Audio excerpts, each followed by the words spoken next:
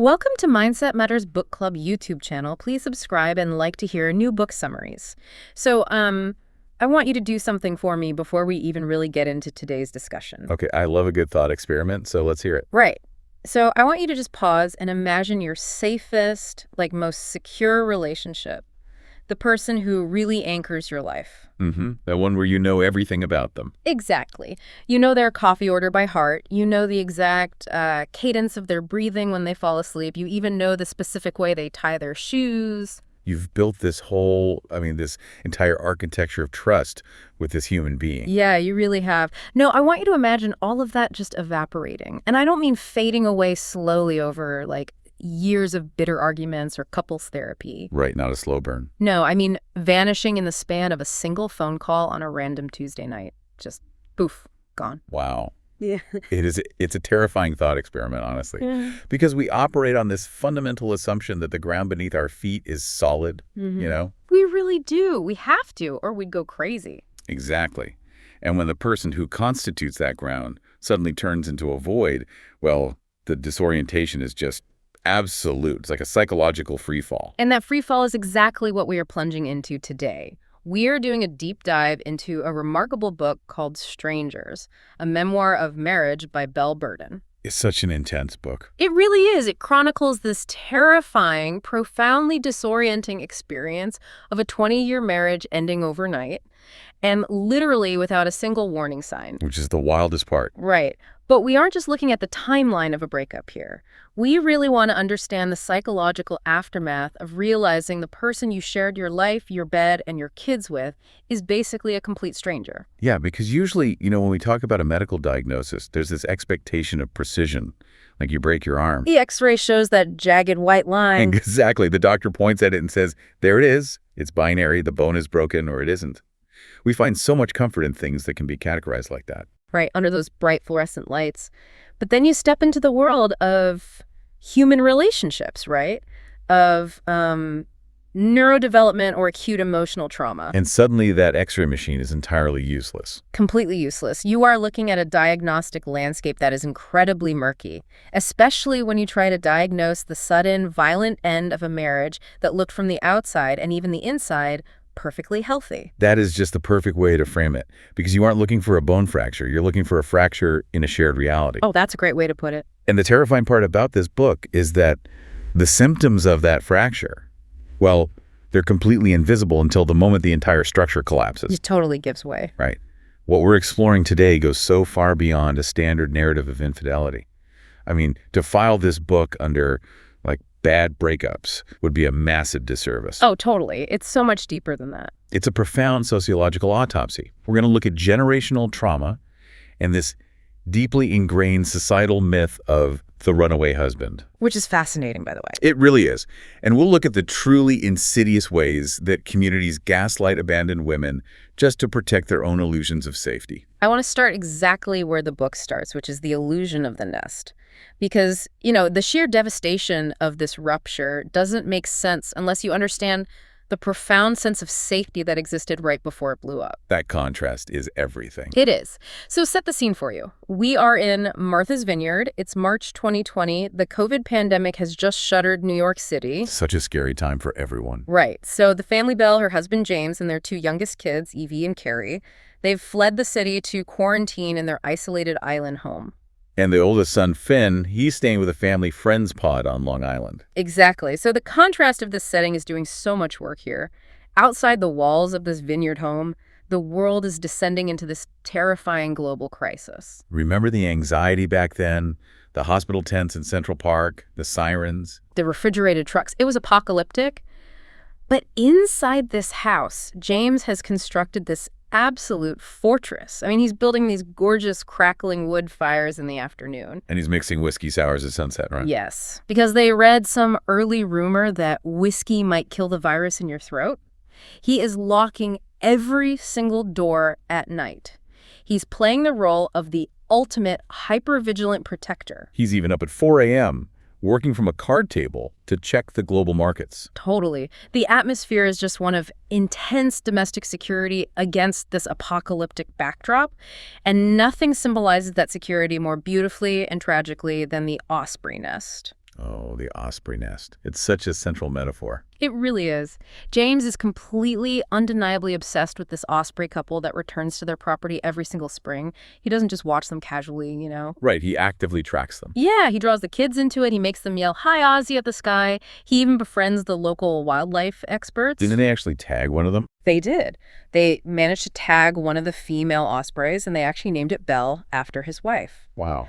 And they track this bird's migration all the way to the Caribbean and South America. Over a decade, this nest grows into this massive 4-foot-wide architectural marvel that you can see all the way across the lake. I mean, think about the biological reality of an osprey nest for a second.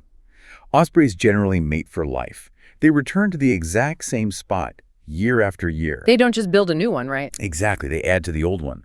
They bring new sticks, driftwood, seaweed, twine.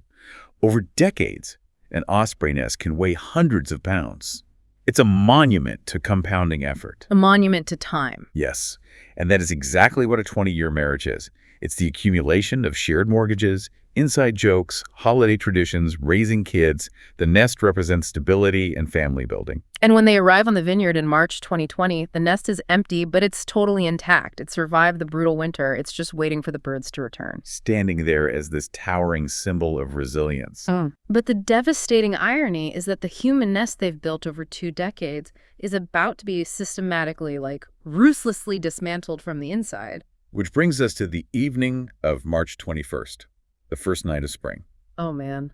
It is the most mundane, cozy evening you can imagine. The wind is howling outside. Inside, 15-year-old Evie is making fresh pasta. Serving homemade gnocchi directly out of the bowl. Right. And James roasts this perfect golden brown chicken on the outdoor grill. Belle is wearing these thick, comfortable, matronly pajamas with wool socks. Her hair is still wet and pulled up in a bun. Yeah, she even gets a little splash of olive oil on her pajama pants from the dinner. It is the absolute peak of domestic safety. You can just picture it. So after dinner, James steps away, mentioning a work call. The girls are watching TV. Belle is alone in the kitchen, soaking pans, loading the dishwasher. Doing the mundane chores. Right. She's in the middle of filling a bucket with water and white vinegar to mop the floor. Her cell phone rings. She ignores it. It goes to voicemail. She presses play while she's standing there holding the mop. And it's the voice of a nervous, unfamiliar young man saying, "I'm sorry to tell you this, but your husband is having an affair with my wife." Oh my gosh. Is the ultimate collision of realities. It really is. The sheer sensory overload of that moment. Yeah. The sharp, acidic smell of the white vinegar. The warmth of the roasted chicken lingering in the kitchen. The slippery feeling of the oil stain on her pajamas. It's literally the horror movie trope brought to life, The call is coming from inside the house. Exactly. They fled New York City to escape a deadly invisible threat. The outside world was supposed to be the danger. But the true threat was sitting right next to her 10 minutes ago eating gnocchi. It's just unimaginable. I really want to pause and dig into the science of this for a second, because the book describes how her brain seems to just shatter into tiny fragments. She fixates on the most bizarre things. How does a human brain process such a violent, immediate collision of mundane domesticity and catastrophic betrayal? Well, this is where we have to look at the neurobiology of trauma. It fundamentally breaks the brain's predictive machinery. Predictive machinery. Yeah, our brains, at their core, are basically prediction engines. They constantly scan our environment for patterns to keep us safe. Okay, that makes sense. So when the pattern is roast chicken, kids laughing, husband making drinks, the brain's algorithm predicts absolute safety. Right. But when a piece of information enters that environment that wildly contradicts that reality, like a stranger saying, "Your husband is having an affair," the cognitive dissonance is so massive that the brain essentially stalls out. Hey, wait, what does stall out actually mean in the brain? Think of it like a power surge hitting a computer motherboard.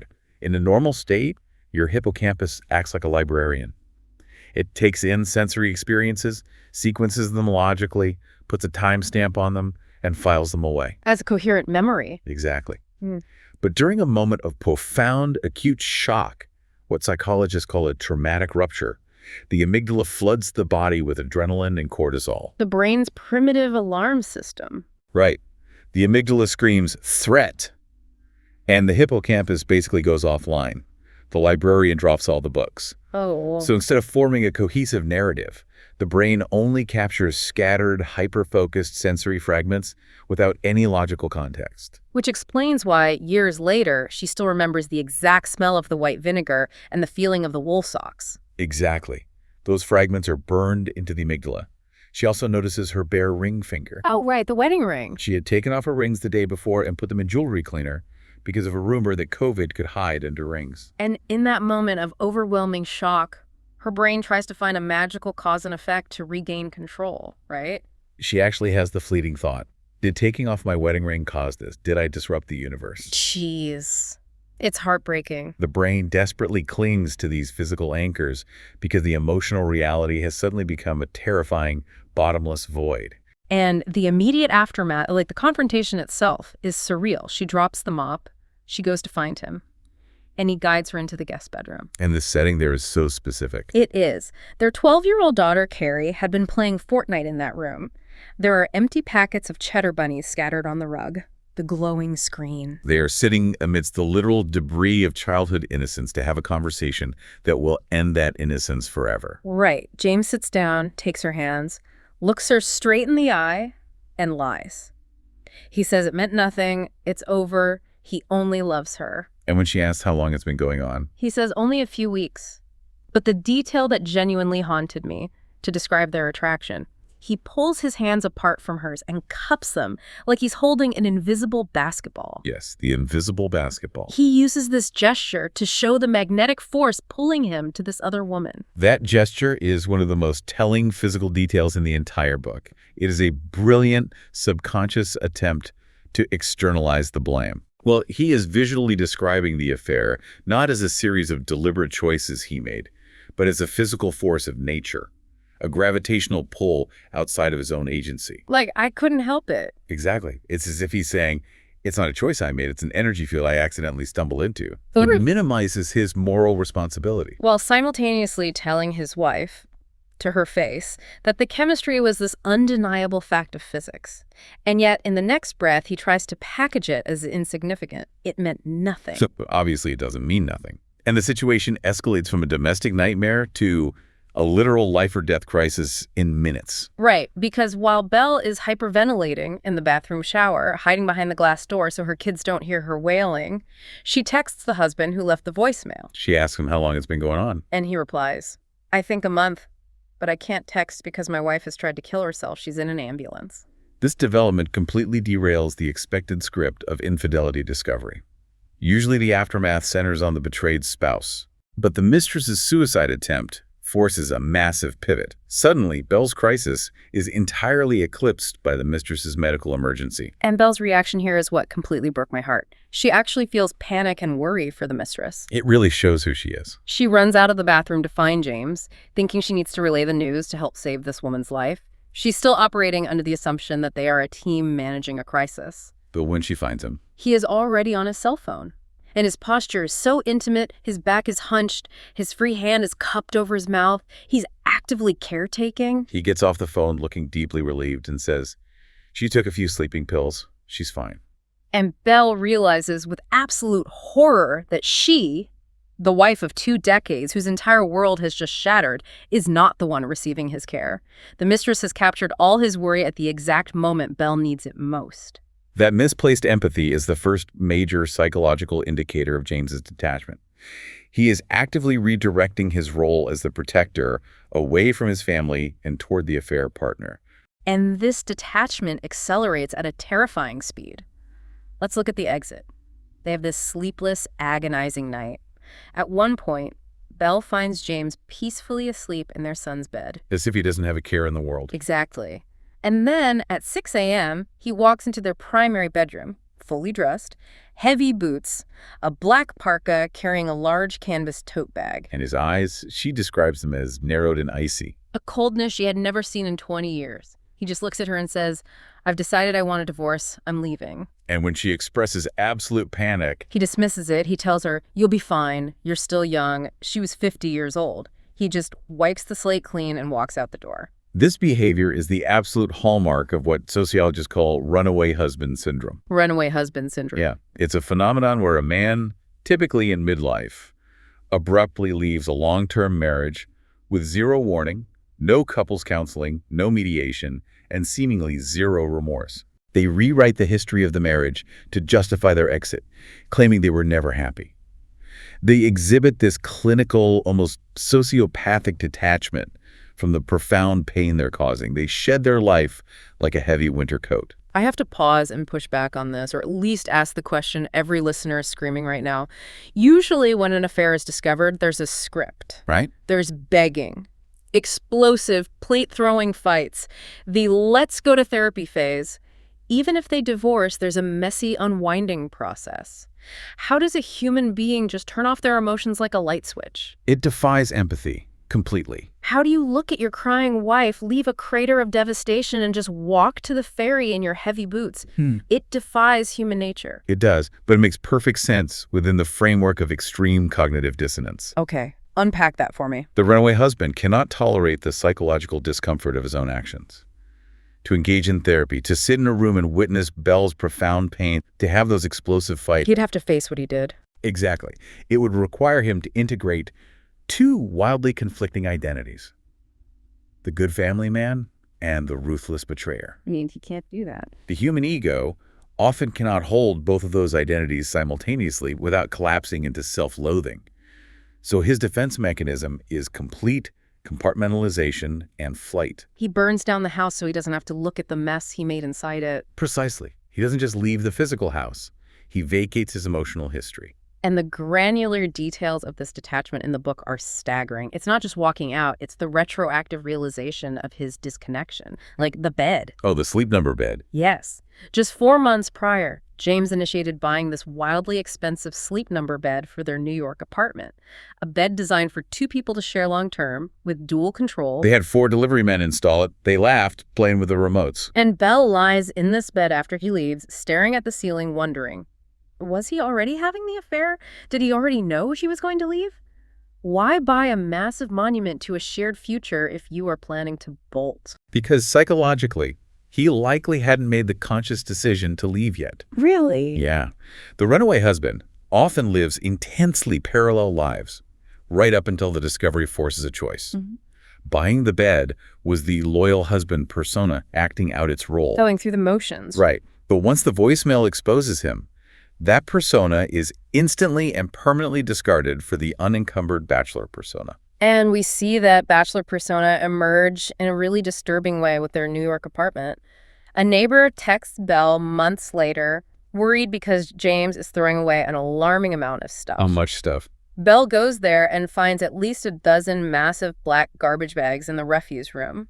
He is systematically throwing away their shared life, books, mementos. He's actively returning to this monastic spare existence he had in his 20s. Shedding everything that tied him to his identity as a family man. But the shedding extends far beyond material possessions. It extends directly to his children. Which is where the rationalization becomes truly chilling. When the lawyers get to the custody arrangements, Belle's lawyer sends over a very standard 50-50 custody agreement. Belle assumes this is what he'd want. He was the engaged father. But James returns the document completely stripped of all his time. He crosses out vacations, holidays, alternating weeks. He only wants dinner with them on Thursday nights. And his reasoning for this is mind-boggling. He claims he doesn't want to force the kids to pack bags and go back and forth. He says because they are 13, 16, and 18, they are fully formed human beings. That phrase, fully formed human beings, is a profound, incredibly manipulative rationalization. It really is. It allows him to reframe his sheer abandonment as this progressive, modern parenting choice that empowers his teenagers. But let's look at what he's actually doing. He's abdicating the daily grind of parenting, making breakfast, nagging about homework, managing teenage angst. Simply being present when they have a bad day. He cannot tolerate the responsibility of the nest anymore, so he simply declares the baby birds capable of flying on their own. Regardless of their actual emotional readiness, it's an incredible abdication.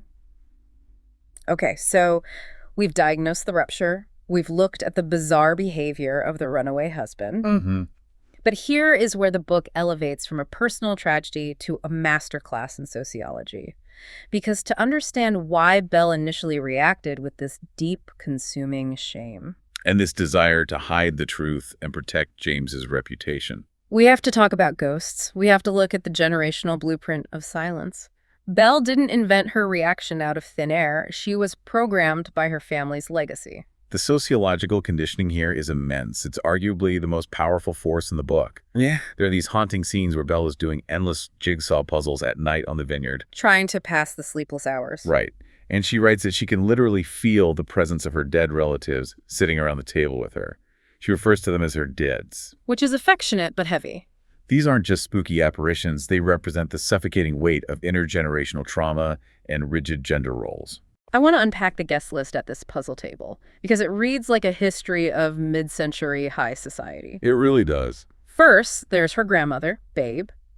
Babe Paley, married to Bill Paley, the legendary founder of CBS, the ultimate untouchable New York society couple. But behind the glamour, Bill was a serial philanderer. Right. His infidelities were public.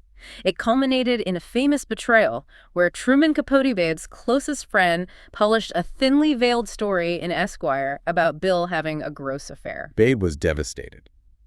But her reaction, she maintained a completely stoic, elegant facade. She put on her Balenciaga gowns, hosted the dinner parties, and swallowed the humiliation whole. The lesson there is crystal clear. Preserving the powerful man's reputation is paramount. Your personal devastation must never disrupt the social order. Then look at the next generation, Belle's mother, Amanda. She had a beau of 30 years who was consistently unfaithful. Amanda repeatedly broke up with him, but always took him back. The legacy repeating itself. Enduring infidelity, cleaning up the messes, chalking it up to the temptation of successful men. And what blew me away is that it wasn't just the women passing down this blueprint. The men in her family also carried dark secrets. Her beloved father. He presented as this fiercely health-conscious man, walked miles every day, did yoga. But when he died, they discovered he had been executing this highly coordinated secret life. Hiding it from his wife. He'd been seeing a diet doctor, opened a secret pharmacy account, and was hiding prescription diet pills right up until he died. He even lied directly to his cardiologist's face. The sheer effort required to maintain that lie is astounding. It speaks to the lengths people will go to preserve their curated image. So what Belle absorbed over decades was a blueprint for survival. Men harbor secret lives. They betray you. And the woman's job is to act as the emotional shock absorber. You do not air the dirty laundry. You protect the man's belief in his own importance. I think of it like a family recipe for poison. You don't realize you've been taught to silently swallow it. You smile through the burning in your throat, and you don't question it until you're choking on it alone in the dark. And James had his own heavy ghosts, too. Right, his father's financial ruin, losing their home. James grew up fearing a lack of control, and his instinct when things got messy was to cut ties and run. So my question for you is, how much of Belle's reaction, hiding the divorce, feeling personal shame, is genuinely her, and how much is just muscle memory from her ancestors? In the immediate aftermath, it is almost entirely muscle memory. We see this explicitly when Belle asks herself, did we both have a legacy of adults remaining silent, pushing it underground? Wow. By remaining silent, previous generations create a self-fulfilling destiny where the trauma is guaranteed to be repeated. And that concept of elite social strata brings us to the most infuriating part of the book. Because the internal gaslighting is mirrored by external gaslighting from her social circle. The Martha's Vineyard community. Their complicity in protecting James made me want to throw the book across the room. The sociology of that club during the pandemic summer is a fascinating case study in group preservation. It's a highly insulated, wealthy community, a curated space. People rarely share anything messy. So when Belle starts actually telling people the truth, saying, James left me, he's having an affair, it violently ruptures the core social contract of that environment. It's like dropping a live grenade on a silver tray at a cocktail party. And the reactions are polarizing. Some women are incredible, bringing her food, sitting with her. But the negative reactions are deeply disturbing. Men she's known for years literally turn away from her on the street. She waves at a friend, he makes eye contact and walks the opposite direction. At a cocktail party, two men physically turn their back. It's as if acknowledgement of a husband's betrayal is an airborne virus, and they are terrified of catching it. Susan, her stepmother, tries to offer a generous framing, suggests maybe these men are awkwardly trying to prove loyalty to their own wives by avoiding a newly single woman. But Belle realizes a harsher truth. She has lost her status. Right. Without her husband, she's no longer a wife. She's an anomaly. These men are preserving their social energy for James when he returns. Siding with a power dynamic. But the men avoiding her is nothing compared to the breathtaking cruelty of what people actually say to her face. Imagine being Belle. You are shattered. You're invited to a porch for wine. This woman complains about how no one invites single women to dinner parties. Then she talks about her own sister's divorce, how the husband left. And what did she say? She says, I still miss my brother-in-law. He was so much fun. Then looks at Belle and says, I love James. He's the best. That is a staggering moment of social gaslighting. To sit across from a woman whose husband just abandoned her and her kids in a pandemic, and to deliberately center your own casual affection for the perpetrator. It's so aggressive. Why do they do it? I want you, the listener, to imagine watching the people you play tennis with actively praise the person who destroyed your life. How do you process that? It all comes back to psychological safety and cognitive dissonance on a community level. If this community admits that James, a steady, responsible guy, could do something this horrific for no justifiable reason, then their own marriages are vulnerable. Exactly. If it can happen to Belle, who did everything right, it can happen to any of them. That is a terrifying thought. So they have to frantically construct a narrative that blames Belle or reframes James's actions as a romantic inevitability. Which explains the man at the dinner party. A friend tells Belle that a well-liked man reframed the situation by saying, James leaving Belle could be a good thing. My father left my mother for the love of his life. He called it a love story. A love story? What about Bill's love story?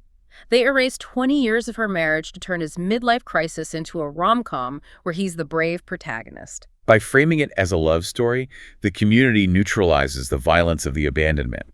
They sanitize it. And we see this complicity starkly in how James's male friends support his zero custody decision. When he only wants Thursday dinners, his friends echo his rationalizations. Aren't your kids too old to go back and forth? It's really best for the kids. It's infuriating. And Belle poses a speculative question that dismantles this hypocrisy. Imagine if the gender roles were reversed. What if Belle had walked out on a Tuesday, had an affair, given up all custody, and didn't even set up a bedroom for her daughter? The societal outrage would be deafening. She would be branded a monster. But for James, they say men are hapless or just following their hearts. Even James gaslights her.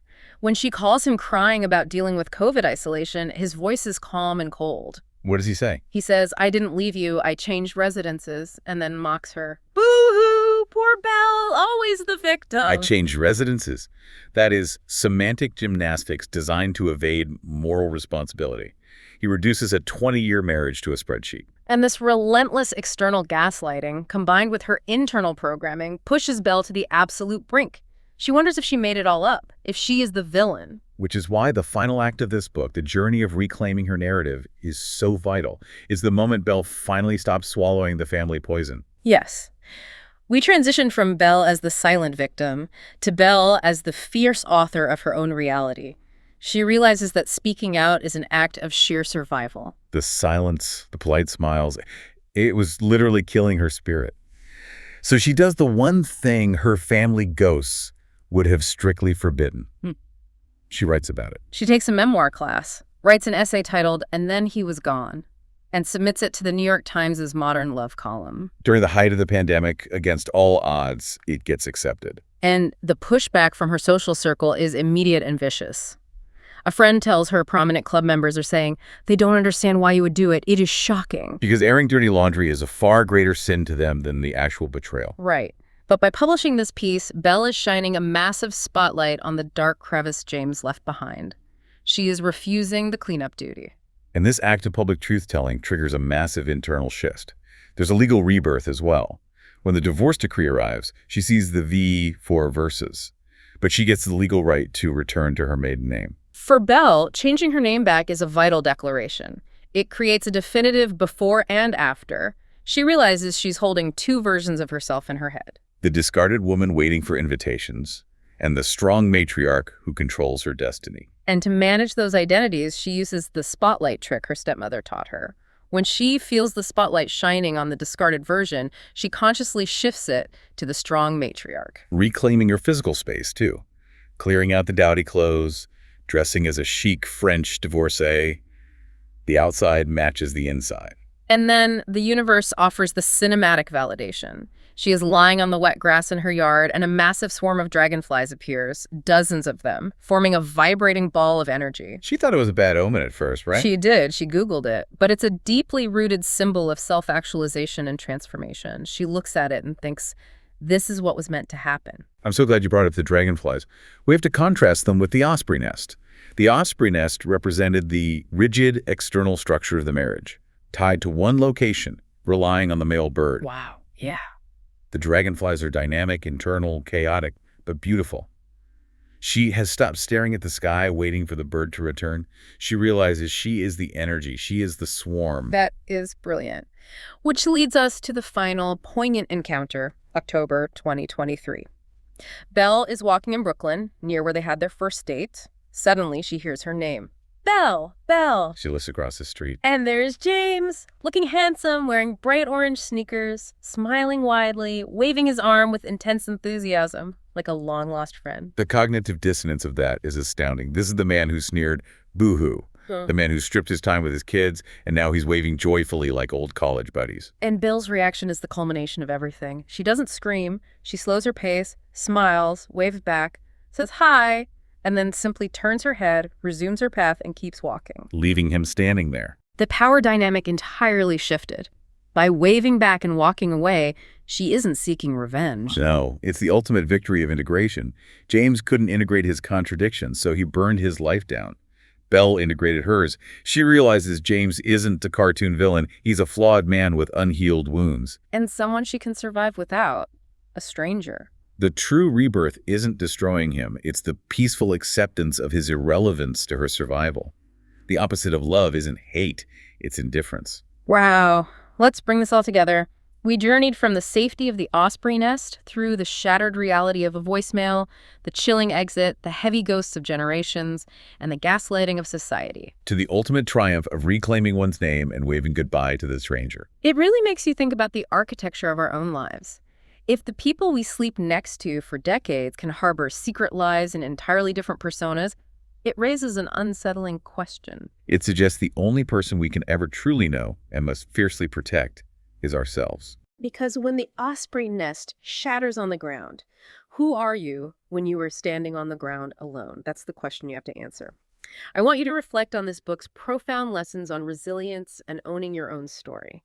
Thank you so much for joining us for this deep dive. Keep reading, keep questioning, and take care of yourselves.